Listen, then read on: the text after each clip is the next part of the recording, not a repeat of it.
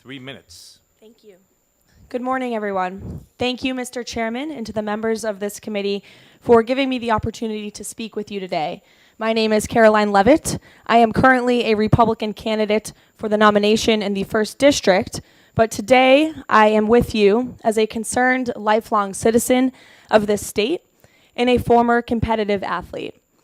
Aside from my family, our small businesses, my friends, and my education, athletics was a major part of my upbringing in this state.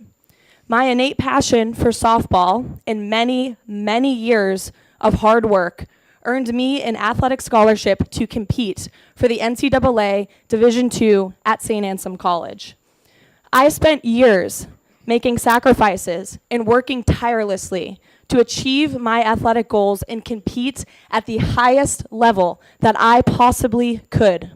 And it's difficult for me to imagine if a biological man who was no doubt bigger, stronger, and inherently physically superior to me had taken my well-earned starting position of third baseman on my middle school, high school, or especially collegiate softball teams.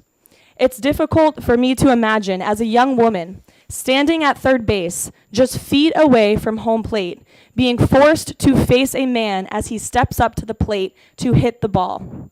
And right now, in our state, that is a possibility that women and girls may face, given our existing law.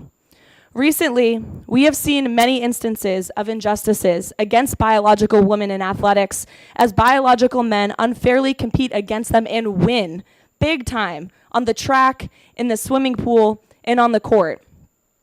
The most recent and perhaps egregious example is the case of Leah Thomas, the University of Pennsylvania swimmer, who continues to crush her female opponents and break records by unprecedented margins. How is this fair? Anyone with a little bit of common sense will look at Leah Thomas's physical stature, their hands, feet, lungs, and recognize that Leah Thomas should not be competing against women. But we live in a state and a country in which this is allowed to occur because our leaders at all levels have failed to stand up for the basic truth that biological women and men are inherently different but equal. Today, you all have an opportunity to stand up for this basic truth. You all have an opportunity to ensure that such unfairness is not allowed in our great state. The bill before you today provides necessary guardrails to our law, which align with federal law, Title IX, which exists because women championed it and pioneered it for decades, and it was signed over 40 years ago. And we live in a country now where it is being violated before our very eyes. Lastly, I would just like to add that the bill before you today goes much further than the field or the locker room or the prison cell. Competing fairly and safely and competitively in athletics made me who I am. It gave me lifelong friendships, provided me with great memories, but most importantly, it ingrained an unwavering inner confidence and steadfast determination in me to achieve my goals. I want every young girl in this state to have the athletic opportunities that I did. So as a woman, as a lifelong New Hampshire citizen, and a former athlete who has competed at a very high level, please stand up for truth today. Please support House Bill 1180, and when I am elected to serve in Congress, I pledge to stand with you at the federal level. Thank you very much. Thank you, Ms. Leavitt. Do we have questions from the committee? Representative Cannon. Thank you, Mr. Chair. Thank you for taking my question.